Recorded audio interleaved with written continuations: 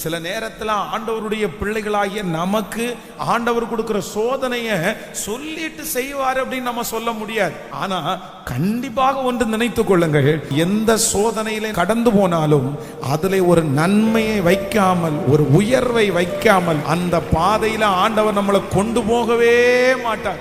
எதையுமே சொல்லல. அதனால இவருக்கு தெரியாததுனால எல்லாத்தையும் மன்னிப்பு கேட்டு பார்க்கிறாரு, உபவாசம் இருந்து பார்க்கிறாரு.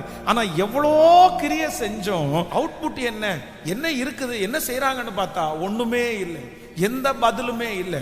இன்றைக்கு இந்த சத்தத்தை கேட்கிற நீங்களும் ஒருவேளை ரொம்ப வெக்ஸ் ஆகி போய் அதுல தான் வந்திருக்கலாம். பாஸ்டர், நான் எல்லாம் செஞ்சு பார்க்கிறேன், எல்லாம் பண்ணி பார்க்கிறேன், இதுக்கு மேல நான் என்ன பண்ணணும், இதுக்கு மேல என்ன ஜெபம் பண்ணணும், இதுக்கு மேல எவ்வளோ அழணும், இதுக்கு மேல நான் என்ன ஒப்பு கொடுக்கணும், இதுக்கு மேல நான் எவ்வளோ ஜெபத்துக்கு போகணும், என்னென்னமோ உங்க மனசுல தோணலாம். ஆனால் அந்த மனுஷன் முடிக்கும் போது, நான் முன்பாக போனாலும் அவர் இல்லை, நான் பின்பாக கிரியை செய்தும் அவரை காணேன். ஆனா எனக்கு ஒரே ஒரு நம்பிக்கை இருக்குது, நான் போகிற வழியை அவர் அறிந்திருக்கிறார்.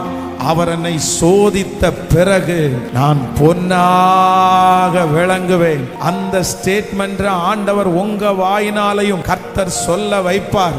எவ்வளவு கிரியை செய்தும் நீங்கள் காணாவிட்டாலும் கர்த்தர் சொல்லுகிறார், நீ போகிற பாதையை நான் அறிந்திருக்கிறேன். உன்னை சோதித்த பிறகு உங்களை பொன்னாக விளங்க செய்கிற கர்த்தர். ஆமென்.